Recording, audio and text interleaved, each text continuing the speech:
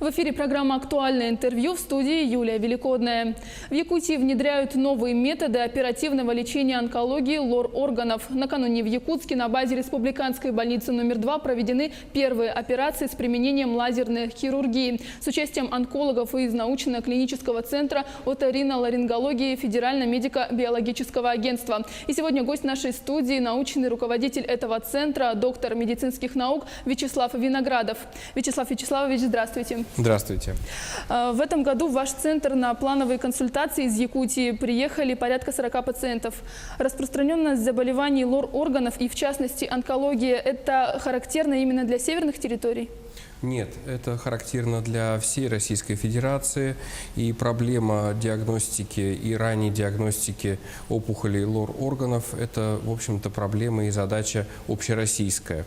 И ваша республика, она находится в этом отношении, в этой позиции не на самом последнем месте.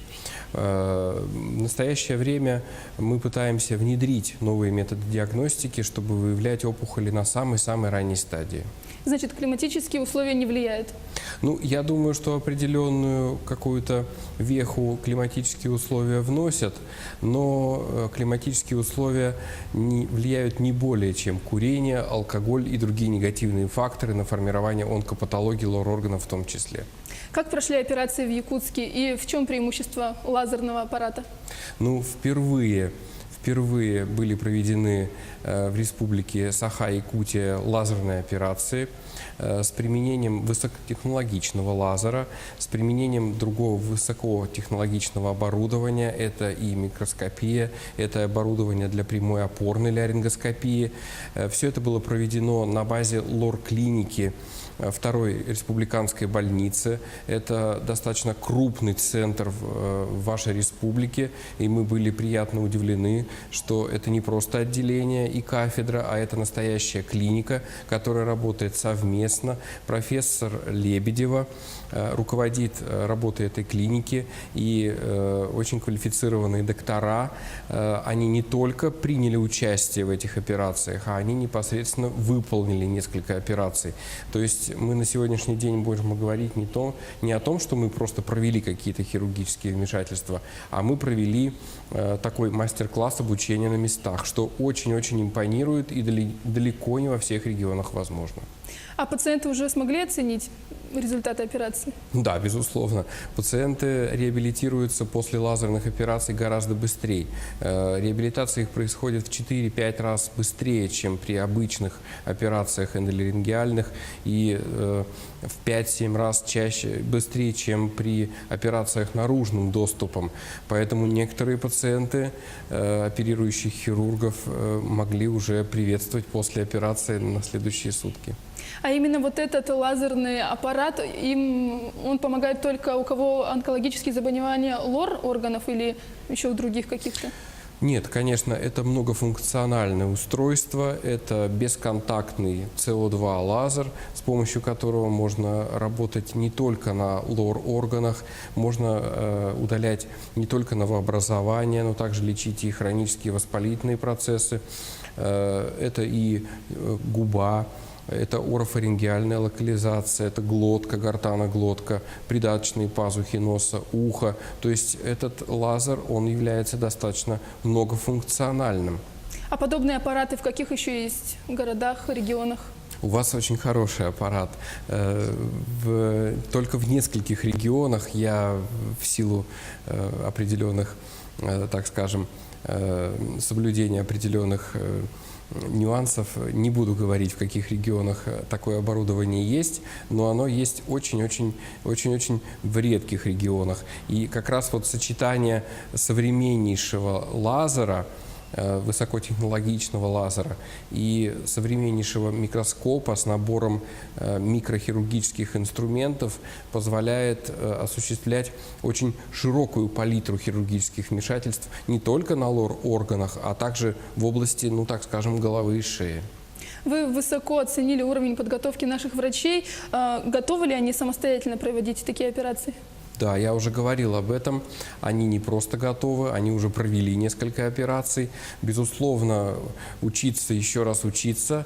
Они готовы в рамках нашего соглашения, которое подписано между научно-клиническим центром оториноларингологии, нашим директором Николаем Аркадьевичем Дайхисом и вашим министром здравоохранения.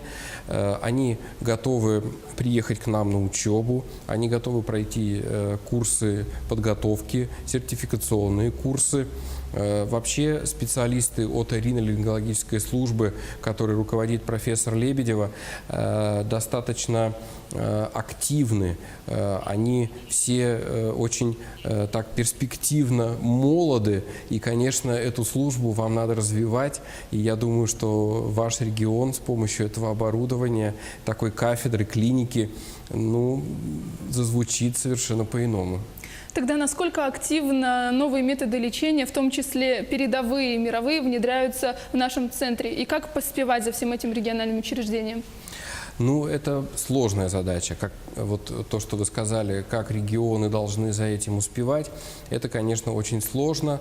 И здесь заслуга главного врача второй республиканской больницы и руководителя кафедры. И, конечно, вашего министерства, которое с пониманием относится к лор-службе.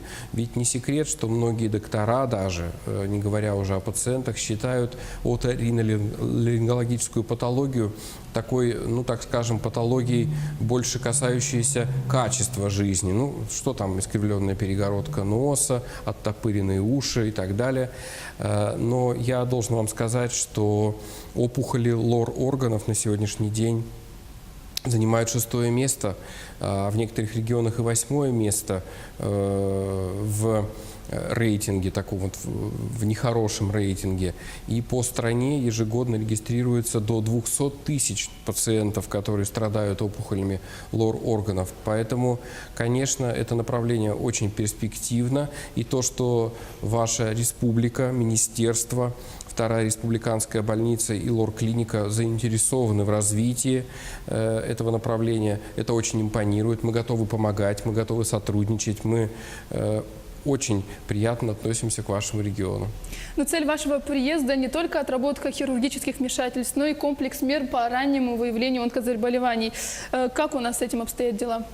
Мы будем наблюдать это сегодня. Поэтому на сегодняшний момент сейчас я не готов вам ответить, как обстоит с этим дело. Хирурги, мои ассистенты, которые провели блестящие эти операции, Решульский Сергей Сергеевич, он сегодня отправляется обратно в Москву. Я остаюсь здесь, и сегодня у нас в 10 часов 30 минут стартуют так называемые дни ранней диагностики. Что это из себя представляет? День ранней диагностики – это такой день, такое время, когда пациент, независимо от наличия у него паспорта, полиса, гражданства, направления, может прийти к лор-онкологу на местах, которые проводят эту раннюю диагностику, и может быть обследован. Эти дни позволяют не только выявить опухоли на самых ранних стадиях, но они позволяют очень грамотно маршрутизировать этих пациентов, потому что очень большой объем хирургической помощи может выполняться на местах. Очень мощная лор-клиника, отделение челюстно-лицевой хирургии на базе Второй республиканской больницы.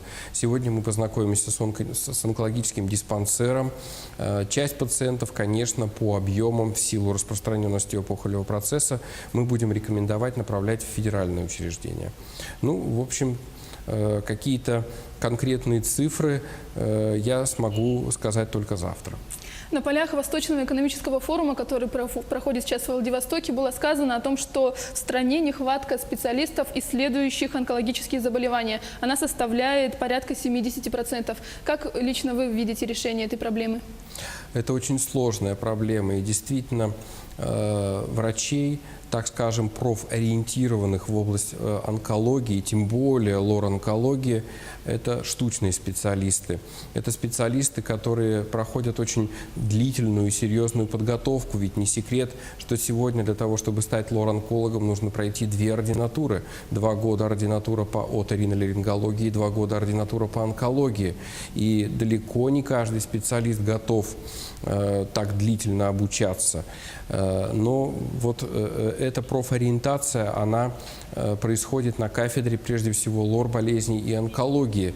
И на сегодняшний день Вот мы, согласно договору, опять же, который подписан между Министерством здравоохранения Республики Саха и научно-клиническим центром оториноларингологии Николаем Аркадьевичем Дайхисом, мы готовы осуществлять подготовку и проводить сертификационные курсы для лор-врачей, как, например, первичная диагностика опухолей лор-органов, ранняя диагностика лор-органов, эндоскопическое исследование лор-органов. Конечно, это в ближайшее время в масштабах нашей страны не решит задачу, но мне импонирует в этой ситуации, что именно ваш регион, один из передовых, откликнулся на такую работу в подготовке таких узкоспециализированных кадров, как лор-онколог. Вот как раз-таки в Якутске строится онкоцентр. Вот на ваш взгляд, как это повлияет на показатели заболеваемости и смертности онкологии? Мы обсуждали этот вопрос, в том числе с вашим министром здравоохранения вчера. Он ставит это для себя одной из приоритетных задач. Это согласуется с майскими приказами президента Российской Федерации и с приказами об усовершенствовании онкологической службы. Поэтому регион идет абсолютно нос к носу, что говорится, с передовыми направлениями в лор-онкологии. Конечно, на базе онкологического онкодиспансера Республики Саха необходимо отделение онкологии лор-органов с подготовленными специалистами не только в плане химио-лучевого лечения, но также и в плане хирургического лечения. Но эта задача очень сложная. Это задача совместная онкологов, оториноларингологов. Ну и думаю, что наша помощь в этом тоже потребуется. Ну и в завершении нашего разговора, что вы пожелаете нашим зрителям? Как себя беречь, как заниматься профилактикой? Дорогие телезрители, ну что я могу здесь посоветовать? Ведите здоровый образ жизни, постарайтесь избегать употребления алкоголя, табакокурения. Больше находитесь на свежем воздухе. Вы должны все время находиться в хорошем настроении, потому что в здоровом теле здоровый дух, как говорили наши врачи в древности. Ну и, в общем-то, следует понимать то, что доктора в вашей республике очень активно настроены на помощь пациентам. И все те меры, которые предпринимаются сегодня и на федеральном, и на республиканском уровне, должны работать и должны доходить адресно до каждого пациента. И быть внимательным к своему здоровью и вовремя обращаться к специалистам. Спасибо, Вячеслав Вячеславович. Я напомню, вы смотрели программу «Актуальное интервью». Всего доброго и до встречи в эфире.